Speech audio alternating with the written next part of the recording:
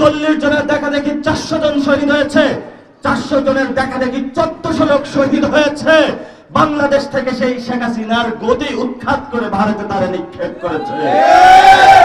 রক্তের উপর দিয়ে গড়া বাংলাদেশ। বাজেটের টাকা চলে যায় হলো অন্যজনের পকেটে। ডাক্তার হলো 9টার ডাক্তার 12টাতে আসে। স্কুল কমিটি আছে, কলেজ কমিটি হয়েছে।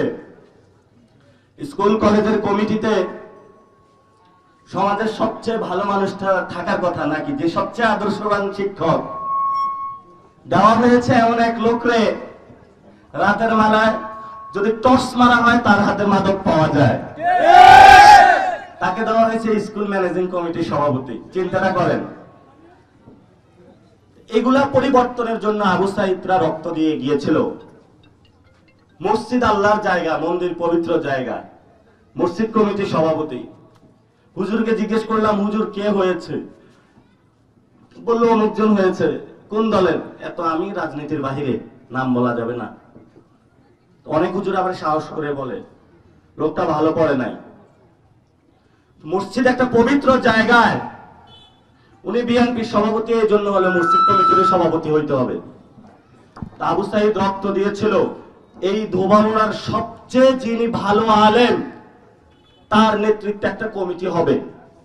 সেই কমিটিতে প্রত্যেক মসজিদ কমিটির সভাপতি দেওয়া হবে। এই ধোবাউড়াতে সবচেয়ে যিনি ভদ্রজন, তার নেতৃত্বে একটা কমিটি হবে। তার নেতৃত্বে বাজার কমিটি হবে, তার নেতৃত্বে মাদ্রাসা কমিটি হবে, তার নেতৃত্বে স্কুল কমিটি হবে। ওই কমিটিতে যেই সন্তানটা পড়াশোনা করবে, সেই সন্তান ভবিষ্যতের বাংলাদেশের নেতৃত্ব দিতে পারবে। আর বর্তমানে যারা নেতৃত্ব দিচ্ছে, স্কুলের টিচার 10টার জায়গায় 12টায় আসে। যদি কিছু বলা হয় তো কত বড় সাহস, আমি হেডমাস্টার।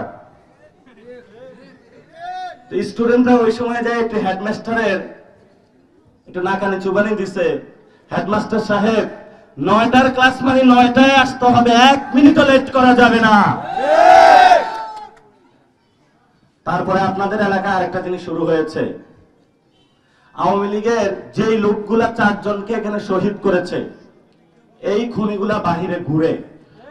আপনারা প্রশ্ন করেন এই লোক বাহিরে ঘুরে কেন? তো সেটার একটা হলো গল্প আছে। এখন আপনারা জিজ্ঞেস করবেন এই রক্তটা কেন দিয়েছে? রক্তটা দিয়েছে আপনাদের জন্য। এই ধোবাউড়া উপজেলা স্বাস্থ্য কমপ্লেক্স আছে, বিল্ডিং আছে, ডাক্তার নাই। আছে? ডাক্তার আছে, নার্স নাই। আছে? নার্স আছে, ঔষধ নাই। সরকারি বাজেট আসে,